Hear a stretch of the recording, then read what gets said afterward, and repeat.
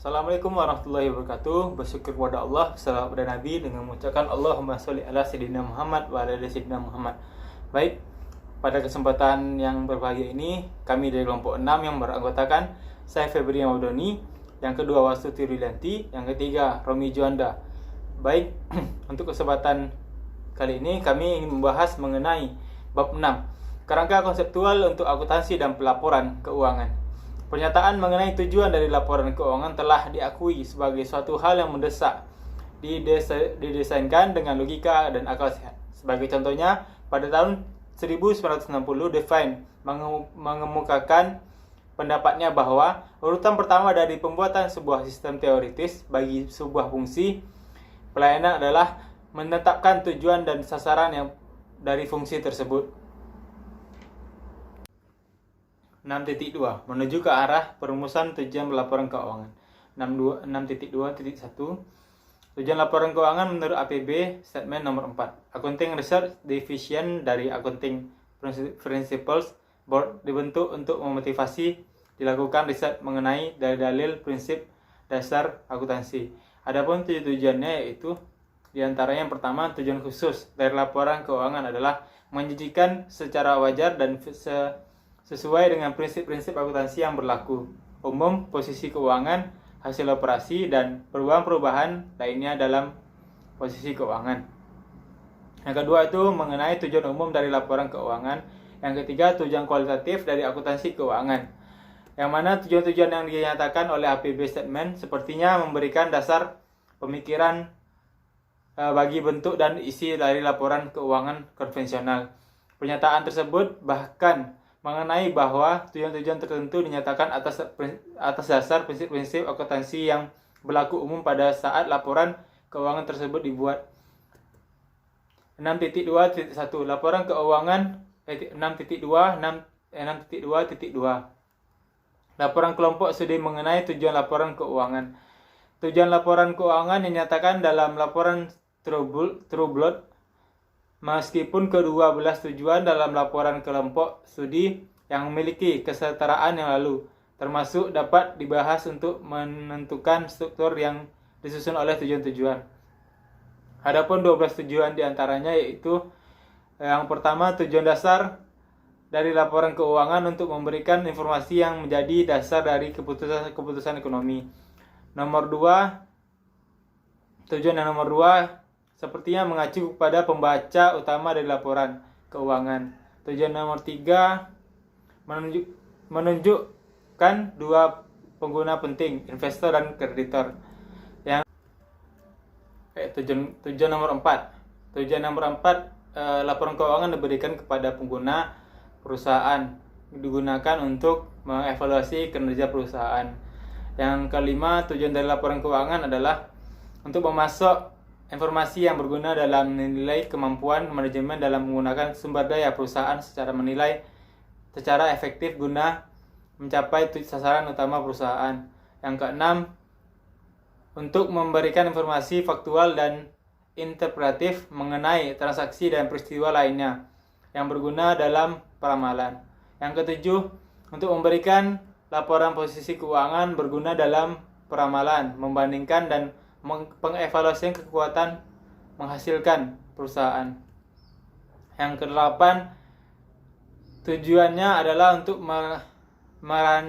meranisasikan laporan prestanik yang berguna bagi peramalan, perbandingan, dan pengevaluasian kekuatan menghasilkan perusahaan.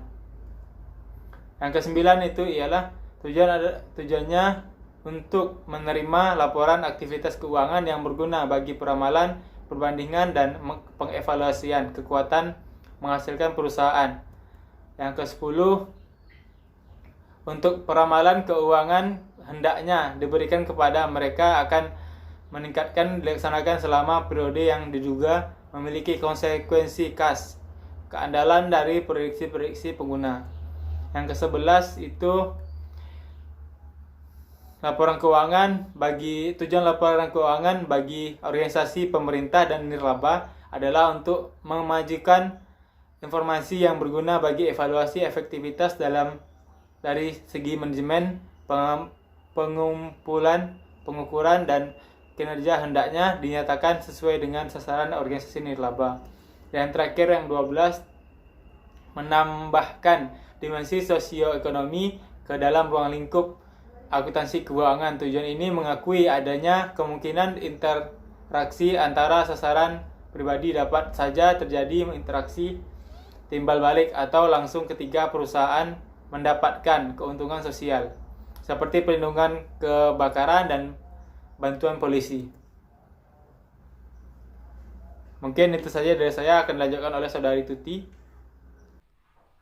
Atau langsung, contohnya adalah situasi-situasi di mana perusahaan memberikan kontribusinya kepada kesejahteraan sosial yang merupakan keuntungan sosial, atau ketika perusahaan memberikan beban pada masyarakat yang merupakan biaya sosial.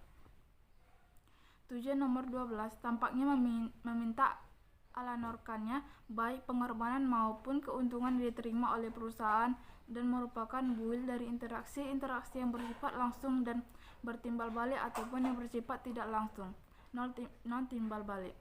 Fungsi pengurusan mungkin tidak hanya dianggap sebagai perlindungan aktivitas perusahaan saja, namun juga perlindungan kesejahteraan sosial. Karakteristik kualitatif pelaporan.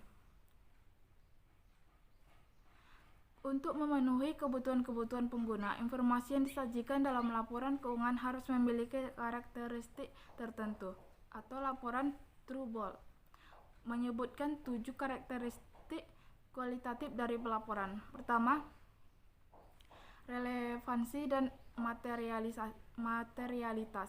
Kedua, bentuk dan substansi. 3, keandalan. Keempat, kebebasan dari bias. 5, komparabilitas. Yang keenam, konsistensi, dan yang ketujuh, dapat dimengerti. Menurut laporan tersebut, karakteristik kualitatif dan dari pelaporan keuangan hendaknya sebagai besar didasarkan pada kebutuhan para pengguna laporan. Selanjutnya menuju ke arah kerangka konseptual. Hakikat kerangka konseptual laporan Trubol merupakan menetapkan 12 tujuan dan 7 karakteristik kualitatif dari pelaporan keuangan.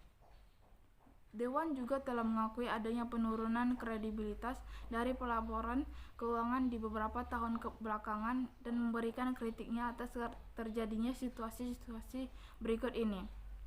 Yang pertama, 2 atau lebih metode akuntansi yang diterima untuk fakta-fakta yang sama. Yang kedua, digunakannya metode akuntansi yang kurang konservatif daripada metode awal yang lebih konservatif. Digunakannya pencadangan untuk menetapkan fluktuasi pendapatan secara artifisial. Laporan keuangan yang tidak mampu memberikan peringatan akan masalah likuiditas yang segera terjadi. Penangguhan yang diikuti oleh penghapus buku. Penangguhan yang diikuti oleh penghapus bukuan yang besar. Adanya optimisme yang belum mendapat penyesuaian dalam estimasi jumlah yang akan diperoleh kembali. Umumnya, pendanaan yang tidak tercatat di neraca hanya berupa pengungkapan dalam laporan keuangan. Digunakannya penilaian imaterialitas yang tidak benar untuk menjustifikasi tidak diungkapkannya di informasi yang kurang menguntungkan atau menyimpang dari standar. Bentuk menjadi lebih relevan dari substansi, bentuk mengunggul substansi. Untuk memperbaiki situasi ini dan juga untuk mencari cara yang lebih tepat dalam penetapan standar dan meningkatkan pemahaman pengguna laporan keuangan kerangka konseptual. Tujuan menegaskan sasaran dan tujuan akuntansi asas menjadi konsep yang mendasari konsep akuntansi dan akan memandu pemilihan peristiwa yang harus diperhitungkan pengukuran peristiwa tersebut serta secara merangkum dan mengkomunikasikan kepada pihak-pihak yang berminat. Konsep-konsep seperti ini menjadi suatu asas dalam arti bahwa konsep-konsep yang lain akan dihasilkan dari asas tersebut. Penggunaannya sebagai acuan acara berulang-ulang akan dibutuhkan dalam menentukan, mengartikan, dan menerapkan standar akuntansi dan pelaporan. Karenanya, kerangka konseptual dimaksudkan untuk bertindak sebagai suatu konstitusi dalam penetapan standar.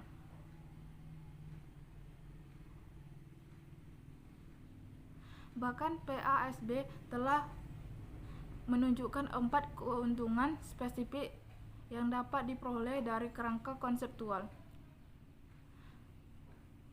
Kerangka konseptual ketika telah selesai dibuat akan pertama memandu PASB dalam membuat standar akuntansi. Kedua, menjadi kerangka acuan untuk menjawab pertanyaan-pertanyaan yang tidak memiliki standar resmi yang spesifik. Yang ketiga, menentukan batasan pertimbangan dalam membuat laporan keuangan. Keempat, meningkatkan komparabilitas dengan penurunan jumlah metode akuntansi alternatif yang tersedia. Selanjutnya, masalah-masalah dalam persetujuan konseptual.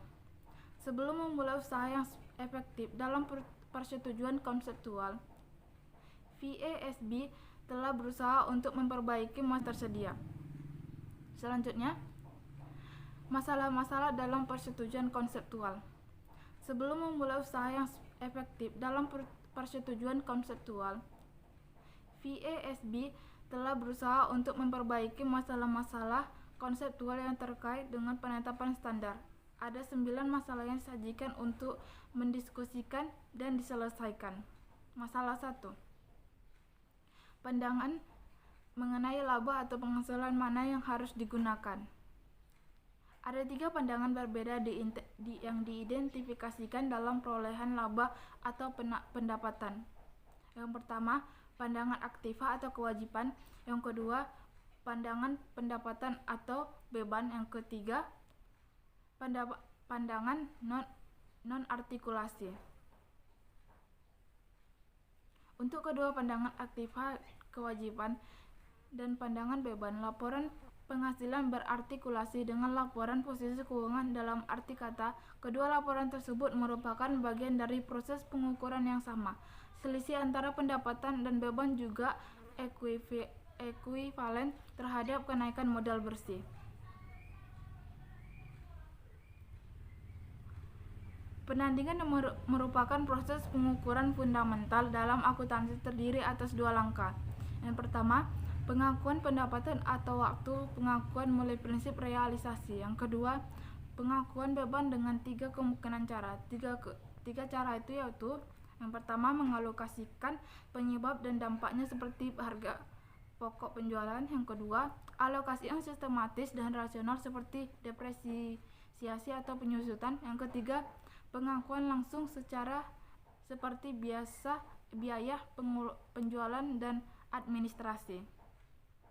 Jadi berlawanan dengan pandangan aktiva atau kewajiban, pandangan pendapatan beban menekankan pengukuran penghasilan perusahaan dan bukannya kenaikan atau penurunan mood bersih. Pandangan non-artikulasi didasarkan atas adanya kepercayaan bahwa artikulasi akan diredundansi atau pencatatan yang berlebihan karena seluruh peristiwa yang dilaporkan di laporan rugi juga dilaporkan di neraca. Meskipun dari sudut pandang yang berbeda, menurut pandangan ide definisi dari aktiva dan kewajiban dan dapat menjadi suatu hal yang sangat penting dalam penyajian poin keuangan, dan bahwa definisi dari pendapatan dan beban. Salah satu contoh dari pandangan non-artikulasi adalah penggunaan metode LIFO di laporan laba rugi dan FIFO di neraca. Pandangan non-artikulasi ini mulai mendapat pendukung pada tahun 1966. Bahkan Statement of Basic Accounting Theory dari American Accounting Association mengkritik artikulasi. Kami tidak dapat menemukan alasan logis mengapa laporan keuangan seharusnya diharapkan untuk seimbang atau berartikulasi satu sama lain. Bahkan kami menemukan keseimbangan dan artikulasi yang dipaksakan seringkali membatasi penyajian dari inlor yang relevan. Dalam dunia yang penuh ketidakpastian, tidaklah mungkin untuk membuat sistem akuntansi di mana ekuitas buku atau pendekatan neraca. Pilihan yang ada seperti yang diungkapkan oleh Black and adalah memilih di antara 4 alternatif berikut ini. Yang pertama, kita dapat menyaring aturan-aturan akuntansi kita dengan terus menekankan pada objektivitas untuk meningkatkan hubungan antara ekuitas buku dengan ekuitas nilai, maka laba bersih akan sangat tidak teratur untuk memberikan sedikit informasi yang berguna. Yang kedua, kita dapat menyaring aturan-aturan akuntansi kita, maka ekuitas buku akan sangat kabur dan memberikan sedikit informasi. Yang ketiga, kita dapat melanjutkan praktik yang berlaku dalam membuat beberapa pilihan yang meningkatkan hubungan antara ekuitas buku dan ekuitas nilai. Yang keempat, kita dapat meninggalkan artikulasi konsekuensi konvensional. Hal ini akan memungkinkan kita mengambil pilihan yang meningkatkan baik hubungan antara ekuitas buku dengan ekuitas nilai maupun hubungan antara penghasilan dengan ekuitas nilai. Sebagai contoh, kita dapat meningkatkan kegunaan pencatatan yang mengubah aktiva dan kewajiban dengan hanya pengaruh yang kecil pada penghasilan. Pandangan laba atau penghasilan manakah yang harus digunakan sebagai dasar dari suatu kerangka konseptual untuk akuntansi dan pelaporan keuangan? Pilihan di antara kedua pandangan ini termasuk pada pandangan yang manakah merupakan proses pengukuran yang fundamental. Yang pertama, keengganannya untuk mengakui semua sebagai pendapatan dan beban kecuali perubahan yang kini terjadi pada sumber daya ekonomi dan kewajiban untuk memindahkan sumber daya tersebut membuatnya tidak mampu menangani kompleksitas dari dunia bisnis modern. Masalah 27 atau definisi. Definisi dari setiap elemen laporan keuangan dapat diberikan oleh pandangan aktiva kewajiban maupun pandangan pendapatan beban. Menurut pandangan aktiva kewajiban, aktiva adalah sumber daya ekonomi dari sebuah perusahaan. Mereka mencerminkan keuntungan di masa depan yang diharapkan menimbulkan arus kas masuk bersih secara langsung maupun tidak langsung.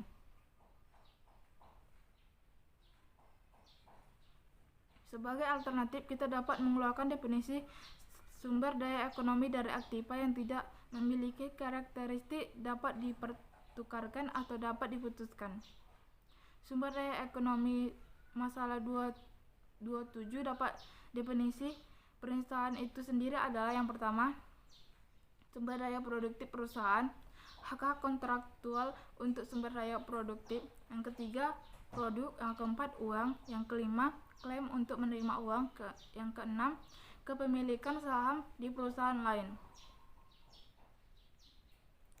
Jika kita mengeluarkan masalah elemen atau beban yang ditangguhkan dari laporan posisi keuangan, definisi mengenai aktiva yang dinyatakan oleh ketiga pandangan yang berbeda ini memiliki karakteristik untuk sebagai umum sebagai berikut. Yang pertama, aktiva menggambarkan potensi arus kas yang akan diterima perusahaan. Yang kedua, keuntungan potensial yang diterima oleh perusahaan. Yang ketiga, konsep legal dari harta kekayaan atau properti dapat mempengaruhi definisi akuntansi atas aktiva.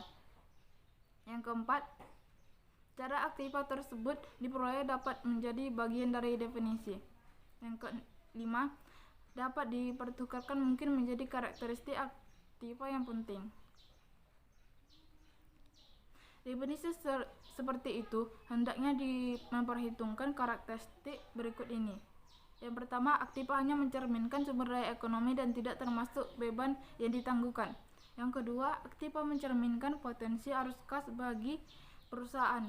Yang ketiga, potensi keuangan dapat diperoleh oleh perusahaan. Yang keempat, aktiva mencerminkan hal legal yang mengikat kepada keuntungan tertentu. Hasil dari masalah atau mereka dapat dianggap sebagai bagian daripadanya. Setiap kemungkinan komponen dari penghasilan, pendapatan, beban, keuntungan, dan kerugian dapat didefinisikan sebagai berikut.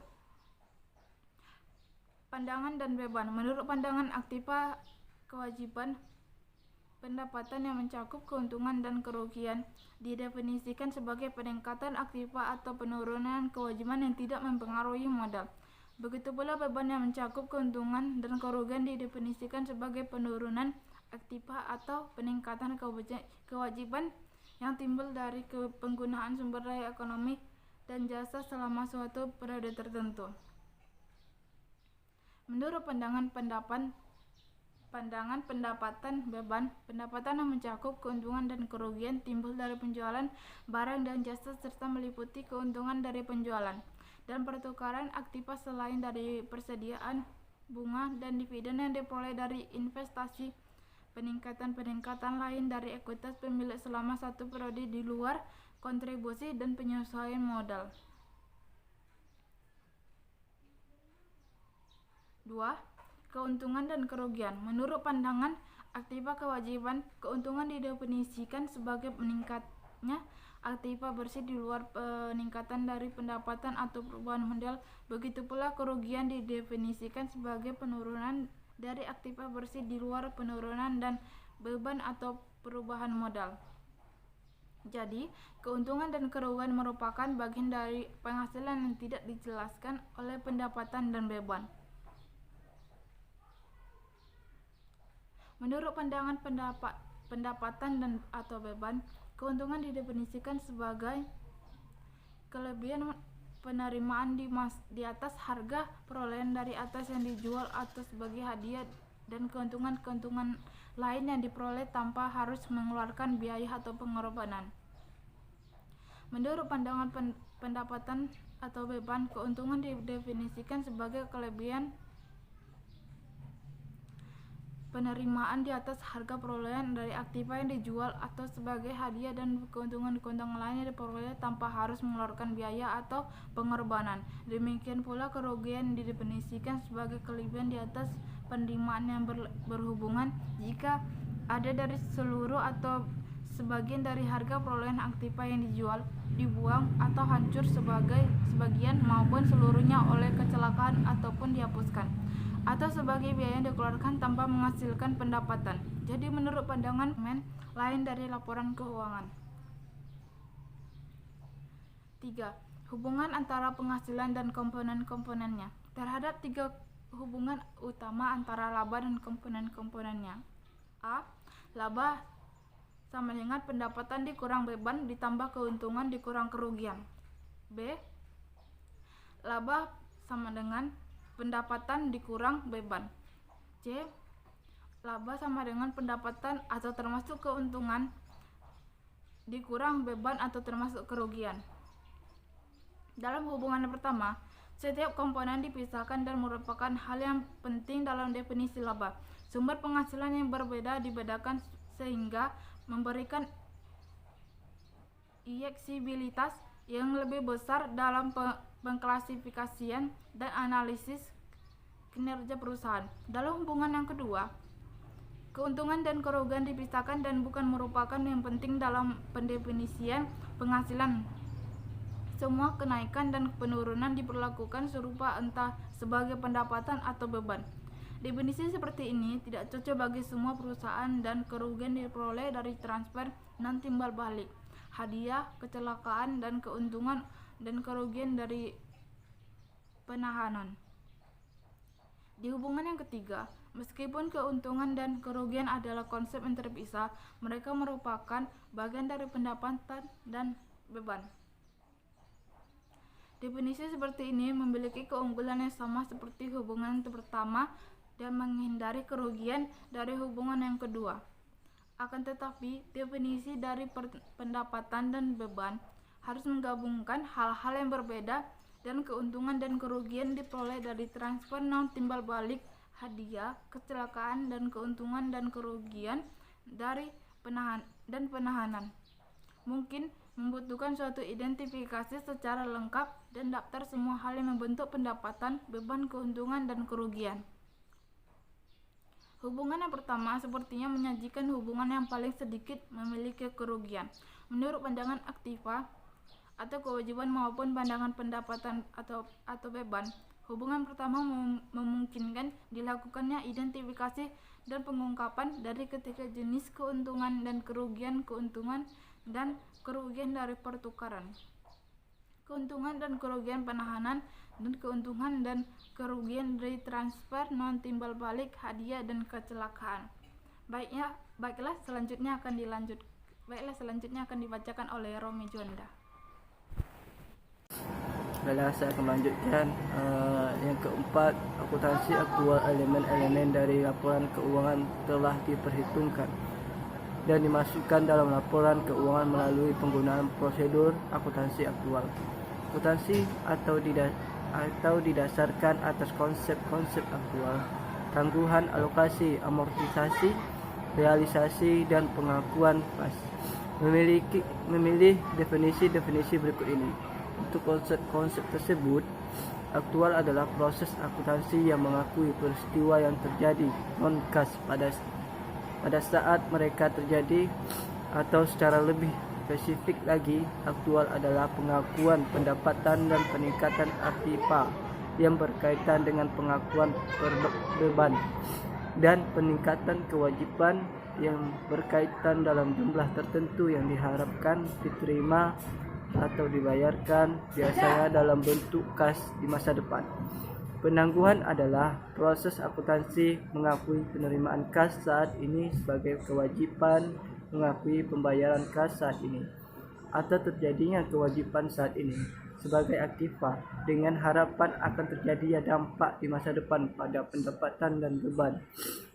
Alokasi adalah proses akuntansi yang menempatkan atau mendistribusikan jumlah tertentu menurut rencana atau rumus tertentu. Alokasi merupakan istilah yang lebih luas dari amortisasi. Amortisasi adalah proses akuntansi untuk secara sistematis memperkecil jumlah tertentu melalui pembayaran ataupun penghapusan secara berkala. Realisasi adalah proses pengoperasian sumber daya dan hak-hak non-kas menjadi uang. Realisasi paling tepat digunakan dalam pelaporan akuntansi dan keuangan untuk merujuk kepada penjualan aktiva untuk mendapatkan sejumlah uang atau klaim atas sejumlah uang.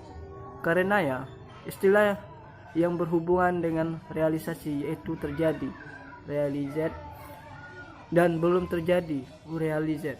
Masing-masing akan diartikan sebagai pendapat atau keuntungan kerugian dalam aktiva dijual dan belum dijual. Pengakuan adalah proses pencatatan atau pemasukan secara formal suatu hal dalam rekening dan laporan keuangan perusahaan terjadi. Elemen dapat diakui, dicatat, atau diakui tidak dicatat. Realisasi dan pengakuan tidak digunakan dengan arti yang sama seperti yang kadang ditemukan di beberapa literatur akuntansi dalam keuangan.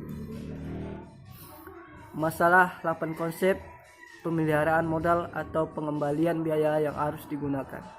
Konsep mengenai pemeliharaan modal memungkinkan kita membuat perbedaan antara pengembalian modal atau penghasilan dengan pengembalian modal atau pengembalian biaya.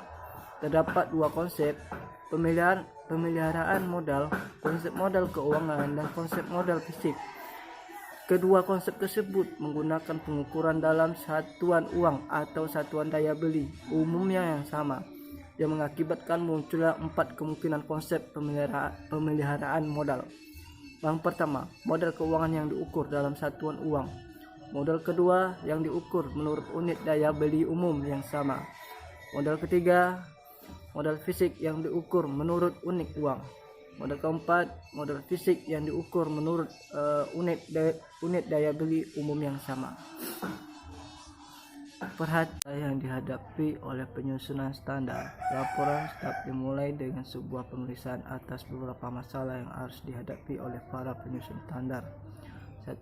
Bagaimana kenyataan ekonomi dapat diukur dengan suatu cara yang jelas. Apakah hakikat dari akuntansi? Mengingat pertanyaan akan bagaimana cara terbaik dalam mengembangkan standar akuntansi tergantung kepadanya.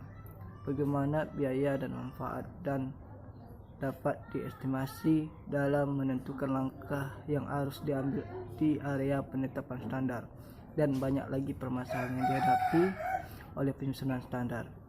Masalah konseptual dalam penetapan standar. Masalah alokasi. Akuntan harus membuat pengukuran secara berkala atas posisi keuangan dan kinerja perusahaan dan dalam prosesnya mengembangkan metode alokasi sistematik dan rasional. Konsep memelihara modal. Manakah yang paling cocok untuk digunakan? Dasar valuasi aktiva. Valuasi aktiva, manakah yang sebaiknya digunakan? Biaya historis, biaya penggantian, nilai bersih yang dapat direalisasikan, atau nilai bagi perusahaan. Baik, sampai di sini presentasi kami. Jika ada yang kurang paham, boleh bertanya kepada kelompok kami. Jika ada kekurangan, kami mohon maaf juga.